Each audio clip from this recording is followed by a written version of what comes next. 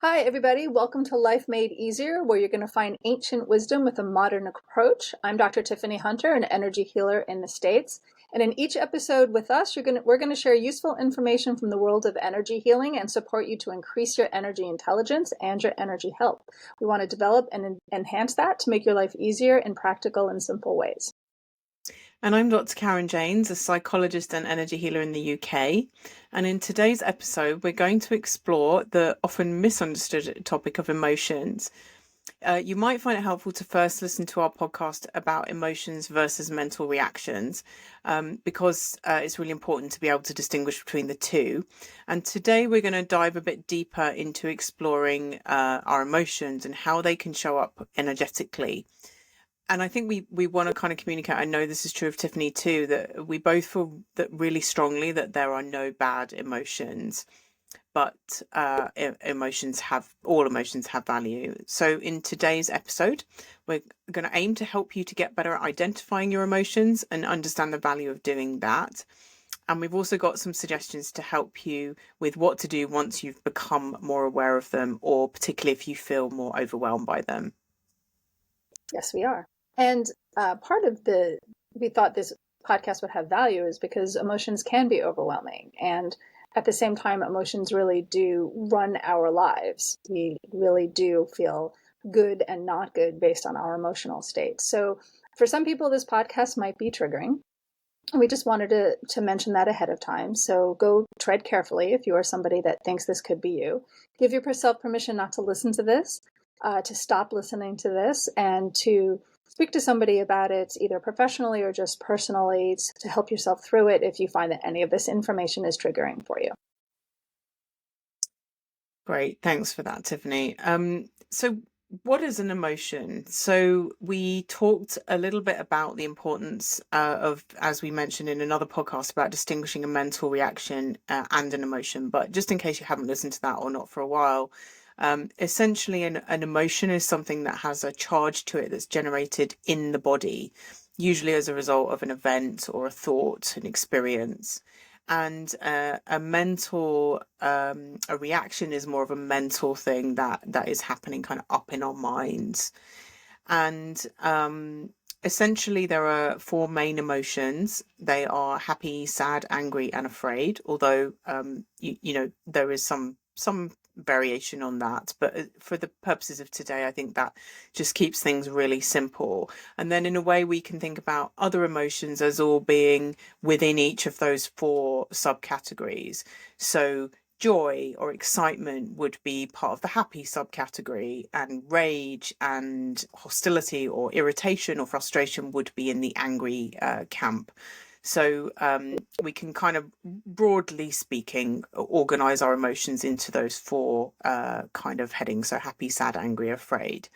And when things start getting a bit more complicated than that, and particularly when we start getting into lots of thinking and going round and round and round in our mind, then we're probably moving into the world of more of a mental reaction. And those more pure emotions, although in lots of ways they're more simple and straightforward than a mental reaction, they, are often very deeply painful, scary, difficult, very intense, can feel quite overwhelming, and difficult. So that's kind of really where we wanted to go today, to help you understand a bit more about that and kind of what to do about it. Yeah, I mean, this conversation really comes out of eons of conversation and oodles of time that we spend talking to people. And when you ask, how can I help? What is it you're looking to do? What are your goals? How frequently people say, I want to stop my negative thinking. Mm. I can't sleep at night because I can't stop my head from thinking. Or I want to stop the negative thoughts. Or I can't stop feeling guilty. Or I'm been really deeply affected by this breakup that happened, or by my parent who was overly critical, and I can't get those things out of my head. And it's incredibly painful to live with those things. It can be debilitating, not only in trying to achieve anything in the world, because it's exhausting. It has a deep impact on self-esteem and relationships and yada yada yada. But in order to undo that, in order to start to come into terms with that, the first thing that you have to be able to do is identify the difference between the mental reactions and the emotions. See previous podcast. Because once you can do that, you can start to unravel it. Because most of the time, that long list of things I just said about negative thinking and the self-criticism, things like that, they are all mental reactions. However, they are all happening as a direct result of the emotions underneath that are so painful. Instead of feeling them, we're zinging off into the mental reactions. And so once that is recognized and you can feel those differences in yourself, which way you're going, you can start to figure out what the emotions are underneath, and then start to figure out how to come to terms with that, identify them, come to terms with them, and release them. And that's how you get freedom from that whole process. Yeah, and I think it's important to say that some people can be very articulate about knowing emotions, labeling emotions, but that's not the same thing as actually feeling. And how we often describe it, I think, in our practices is about being connected to that emotion. And in terms of people's bodies and energy systems, there is often that sense of being almost like people are a walking head. And they and sometimes quite literally. Funny. Sometimes if you not uncommonly, if you ask people, how do you feel in your body, the answer might be, I don't really know. Mm. Or it's like a very strange question. Or we might feel empty or numb or blank, or like almost like if you really try and feel a bit more into your body, almost like that part of you isn't there somehow, because Mhm. we're just this head that's going round and round and round with all these crazy thoughts. And the problem with that, although in some ways it may give us a sort of a somewhat temporary greater comfort because we're not connected to those deeper emotions, we are losing a part of ourselves, and we're losing a part of our own capacity to kind of experience the world, to be in the world. And generally, I think it's hard to disconnect from just the emotions we don't like. So commonly, if we're very disconnected from our emotions, the things we're feeling about what's happening in our lives, it's also quite hard to feel joy and excitement and happiness. And Yeah, if because you're if turning it we, off, you're turning it off. Yeah, you can't yeah, edit what you're turning off. When you talk about that, people can be very articulate about what they feel. And when we talk about how emotions are usually easy to label with one word, right? The example we keep coming to is angry versus self-righteous. I think people can often label that they feel angry, but they're not feeling how they feel. mm, And it becomes an intellectual exercise. Right? There's a description of the emotion, but no actual connection to the emotion. And that's, I think, another way of shutting down to it. Emotions yeah. are scary. Emotions are scary, and they can feel overwhelming. And there's that sense that if you open up Pandora's box, all of this stuff is going to come out, and it's never going to end. Yeah. Yeah, and that I mean the kind of professionals call it a state of kind of dissociation, and I think there's degrees of that. There's people who are if they've experienced a lot of trauma, will be so dissociated that they are kind of almost not really very there. They're zoned off. But I think all of us do it in small ways, and that could be scrolling on your phone, or watching endless episodes of something on TV, or keeping ourselves so busy that we never Mm-hmm. pause to say, how am I actually feeling today? What is happening in my body? And some people will do it to the degree that they don't feel physical pain as well as emotional pain. That's, not uncommon. And using alcohol or drugs or computer games or any of those things, and it's not that all those things are bad all the time, but if we're constantly relying on them to avoid that pain and that intensity of the emotions, or the kind of sometimes the unacceptability of an emotion, because we may be avoiding an emotion because we think we shouldn't feel whatever it is, and that Mm-hmm. might be a general, like it's always bad for me to feel angry, or a more specific, I shouldn't feel angry about this particular thing. Like I'm just overreacting. I should be fine about it. I shouldn't be upset about it. So all these many reasons why we can get into the and sometimes just habit, I think, and that sort of long term socialization of being avoiding feeling whatever it is we're feeling. Yeah. Yeah. It's so much easier to transform it into an intellectual experience than a visceral body experience over and over again. But the problem is that is, as you say, we pay the price of some physical symptoms, which can often then turn into disease. And we Hmm. pay the price of being incredibly stilted and sort of Yeah. flat because you can't decide which emotions you're turning on and which ones you're turning off. And the the the experience of doing it, the work of doing that suppression is quite high, which is where you get the exhaustion and also where you get that sense of I can't seem to achieve anything, or I procrastinate a lot, or I'm not motivated, or I don't know what I want to do with my life because all the resources are going into keeping all that stuff down or keeping that stuff at bay.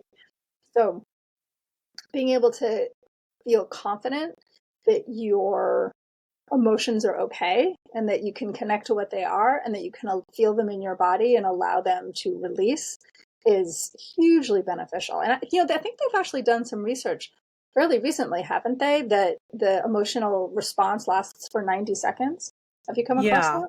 Yeah. An idea that if we can actually really allow ourselves to feel an emotion that comes, and allow ourselves to stay with the feeling, let it you always describe this, Tiffany, which I love this description of, like an emotion crests like a wave. It comes Mm-hmm. up and it kind of crests, and if we can stay with it long enough to really allow that crest, and that's often the point at which it can feel so scary and so intense and so overwhelming and so painful. And sometimes in a we may not even realize this, but I think this can come from when we're very young and we don't we're just very much beginning to learn about experiencing emotions in the world. It can literally, part of us can feel like we might be destroyed by it, or we might destroy others. And often I think what people do is they start to feel the emotion. So they feel it a little bit, but they don't stay with it long enough to allow it to really crest and release, and kind of, and then it eases again. In if in a terms of like a pure emotion, we don't stay constantly angry for a long time. We don't stay deeply sad exactly the same degree for a long time. And I think that idea that emotions will pass in 90 seconds can feel sometimes almost like, I mean, I certainly, when I first heard that, I felt like there was a part of me going kind of, but that's not true. And, almost like it sort of diminishes the emotion somehow. If it's true that an emotion only lasts 90 seconds, what does that say? Does that mean I don't really care that much? Does it, and there's, again, that's all the mental shenanigans we can get into. And it's not that there won't be more waves of that need to be allowed to Mm-hmm. crest. It's Absolutely. not that it's just one and then you're like, oh, now I'm fine, I don't care anymore, or that person was really awful to me. And but it's like allowing the kind of ebb and flow, the waves to come, to crest, to feel really intense, to release, and then we can take a pause and have a little gap, a little breather, a window. And then, when we're in the middle of something really difficult, if we've just had a really big relationship breakup, if we've had a bereavement, if we've, had a really traumatic, scary experience, those waves may be coming really thick and fast. There may be only tiny gaps between. But if we can keep riding those waves, we will work our way through that difficult experience and that um, or that traumatic experience with less storing of the emotion, because we're not keeping it squashed down, and we store it in our bodies, we store it in our energy systems. Yeah, and 90 seconds initially, that was my reaction too. And 90 seconds, that's nothing. But actually, if we stopped talking right now and had 90 seconds of dead air, It would be a long time. Like, Mm, I mean, I think on mm. the one hand, it feels like nothing. And I think when we hear that and the response is, oh, that's not a lot of time, it's because in our fear, we imagine it's going to be endlessly and we're going to have to endure this intensity for the rest of our lives. And when we go, oh, it's only 90 seconds, it doesn't seem like a lot. But to really sit into something for 90 seconds, it is not always easy. For people who don't know, when we talk about the body releasing it, you might think that's a little vague because, well, okay, well, how am I supposed to do that? But the truth is that actually your body knows exactly how to do that. For people who don't know, if you get a splinter, you can dig it out with a needle if you want to. But if you don't and you just leave it in there, your body will absolutely get rid of it.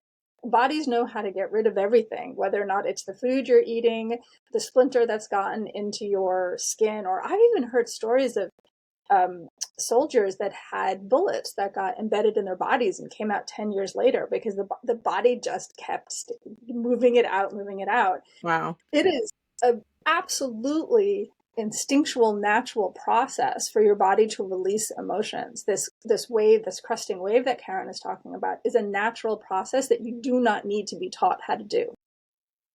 It just happens. It's more about how do you stop the process, how do you stop stopping it, more than how do you actually get it going. It reminds me of that thing about how do you catch a monkey.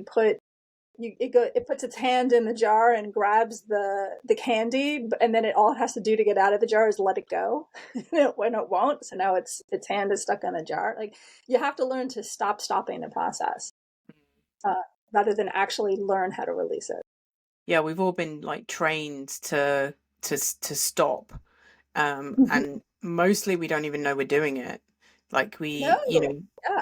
you may see people, like people, I think a good example might be people who are terrified of crying in front of somebody, and you might see a kind of like a tear appear in their eye, and then they're like often swallowing, like literally swallowing down the emotion. Mhm. And that kind of expression, I have a lump in my throat, that's often that is a physical manifestation of an emotion trying to come up, and we're desperately swallowing it down because I can't cry in front of my boss, or I can't let my mother see me cry, or I can't, I'm afraid my friend will think I'm stupid if I cry, or the school bullies will, whatever.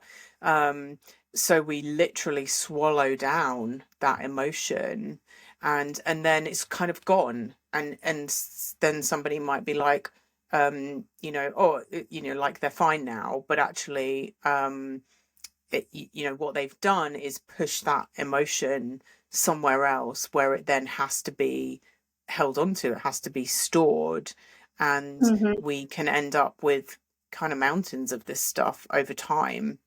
Sometimes tiny bits, sometimes big, really big scary stuff.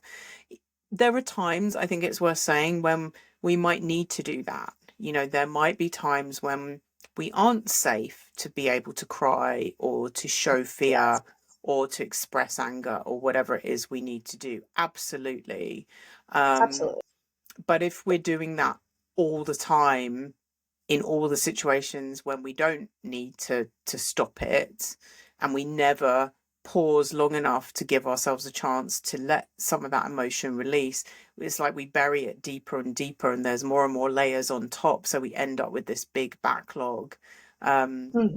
and I'm sure this is probably true for your practice, Tiffany, but certainly for mine, it's where I see people who, it's like they hit a point in their lives where it's like suddenly that pile of stuff is kind of overflowing. They can't contain it all anymore. They've been doing Mhm. okay, kind of containing it for X number of years, and suddenly it's like it just reaches the bucket's overflowing, and it just gets too much. And that can be when people have, what they might describe as like a breakdown or a crisis Mhm. or something like that. And it may be that nothing particularly big happened at the time that that kind of breakdown or crisis occurs, but it's the years of accumulated stuff that haven't been kind of attended to.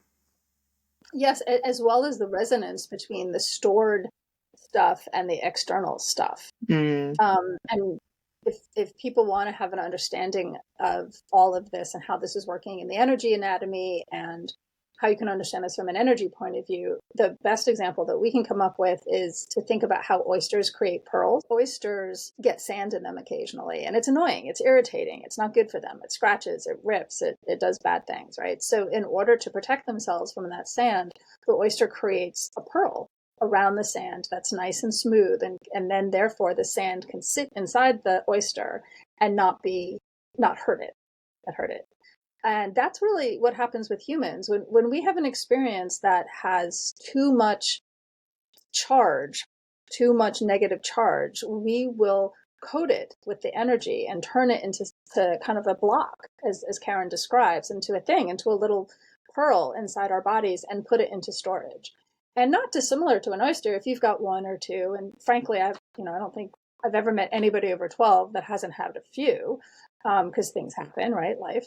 And but if you have too many of them, or when you have too many of them, it starts to, a bit like silt building up in the river, it starts to create a dam in the energy flow, and that kink in the energy, that dam in the energy flow, then starts to create problems and starts to create symptoms and starts to create other things. And as Karen said, that if that is simply too much volume, or the blockages are too much, you're going to start to see problems. And that's also why we'll talk about how all symptoms are in the body or the mind emotions, but sometimes the cause of those symptoms are actually happening in the energy field. But anyway, so each of those pearls has a different experience attached to it. That little piece of sand has its own little frequency to it. Say one of them is shame. Well, if you have an experience in real life that matches that frequency that's also creating shame, you'll get resonance between them. And the volume of that reaction will be so much higher because of the stored pearl. And now you get what we call a trigger. And again, 1, 2, 3, however, but there does come a point for everybody where not only is the burden of keeping all those things in storage become problematic, not only do the blocks start causing blockages in the energy fields, which then show up as symptoms, but you can also get much higher reactivity because the real world problems become super high volume, much higher volume than they really are. And people find themselves overreacting. I think road rage is often that. Yeah, I think road rage is often that. But anyway, so you find people overreacting to things, either oversensitively, over angrily, or whatever, and once you start to clear those things out, that reactivity comes down. Those symptoms go away. I want to kind of almost like recap that, because it feels like that's quite a big thing to get your head around. And I think it's that the more emotional energy, those pearls that Tiffany's talking about, we have stored in our body, the more kind of chances there are that something that's happening in our current time might, as she's describing, kind of trigger that. And sometimes we might have a load of stored pearls that are all quite a similar emotion, or a similar kind of experience. So if we have had a childhood of being very belittled, for example, and then our boss says something to us that's a little bit kind of putting us down, what our boss has said might be relatively minor. I mean, maybe a little bit, on the edge, but relatively minor. But because we have those many, many, many stored up pearls of being belittled and, told we were not enough or whatever through our childhood, that's quite a lot to get triggered. And sometimes we can have that feeling of like, I don't know why I'm reacting so strongly. Like, a part of you may be really aware that what your boss has just said, okay, it was a bit, a little bit unkind maybe, but not a huge deal. Why am I so upset about this? Because we have all this stored stuff. So yes, you're upset about what your boss said, but you're also kind of upset about all those many past times that you had a similar experience, an experience with a similar resonance, that kind of gets reactivated. And Mhm. I think, I think it's important to say unpicking that kind of stuff. And also, if you have a sense of like, I don't really know what I'm feeling, it's really, really common for people to simply not know, not because you don't want to know or you don't want to try and sort it out, but simply because you haven't had good experience of it and it's big and scary. And I think in those instances, there can be real value in saying, it's okay, I need some help with this. If I know nothing really about the mechanics of cars, I can put oil in my car, I can put water in the washer fluid, stuff, I can pump up the tires. That's more or less it in terms of my kind of, more mechanical knowledge. I never feel bad about ringing my mechanic and saying, there's a problem with my car, can you sort it out? I have no idea what's going on. This is just what's happening. And I don't feel bad about myself because I need that help with my car. And I think our emotions are really similar. Very much so. If people recognize any of these things in themselves, there's many instances and many people who can help undo those pearls, who can help those things come out. But what we're trying to put across here is to give people energy information, again, increase your energy intelligence, so that that process of how it's happening, you can understand it and take control of it. So if you're having negative thinking, if you're having lots of self-criticism, you can identify those things, and you're having guilt and you're having self-recrimination, you can understand that those aren't actual emotions, they're mental reactions, and they're I'd say probably, but definitely underneath it, they're masking emotions that are happening. And to start finding ways to be with those emotions, identify them, allow them to come out in those 90 seconds so that no more of those pearls are created. And that's how those things are dissipated. And that's how you don't have endless hamster wheeling of guilt, guilt, guilt, guilt, guilt, guilt, guilt, because you're connecting to what's underneath that. That's much harder to feel. But once you start to understand how it all works, I think it becomes much easier. Allow it to dissipate, allow yourself to be with it. And then when you relieve the emotions that are underneath, the guilt goes away. You make me Guilt goes think away. there's just so many ways that um, this kind of storing up and repressing of our emotional experience, it like all the different consequences it has. And there's a part of me, like listening to you talk and kind of listening to myself talk, that feels really outraged on behalf of much of the human race, that we Yes. why don't I get to feel angry about stuff? Why don't I get to feel really sad when something really sad happens? Why don't I get to feel um absolute joy and happiness when something really good happens? Um, why shouldn't I feel really terrified when something scary is happening? It's like we as a culture, I think we deny, many cultures, I think it's like we're denying ourselves um that emotional experience, which has a purpose, which again, without getting ahead of ourselves, because I think that's what we're gonna, please do join us for the next episode, spoiler alert, because that's where we're really going to We get say that all the time.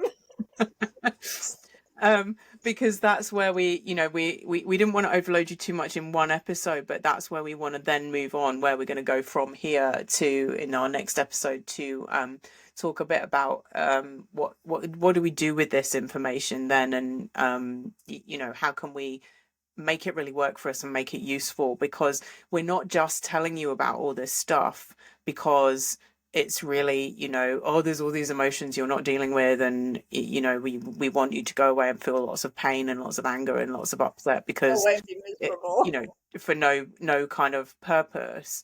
But there really are a lot of consequences to feeling that, to repressing all this stuff. I mean, I think we've mentioned some of them. I mean, some, not all, some more serious mental illnesses can be caused by years of kind of repressing stuff.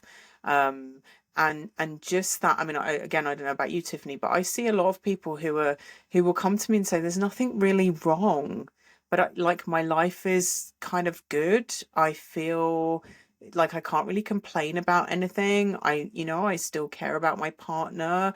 We have our relationship is pretty good. There's nothing really wrong with it. My job is okay. There's nothing really wrong with my life, yet I somehow just feel like I can't really find any joy in it. And that Yeah. that can be, perhaps one of the less obvious signs of there being a lot of old stored stuff that's kind of clogging us up and getting in the way of us being able to feel that full rainbow repertoire of emotions that it's natural for us to feel as human beings.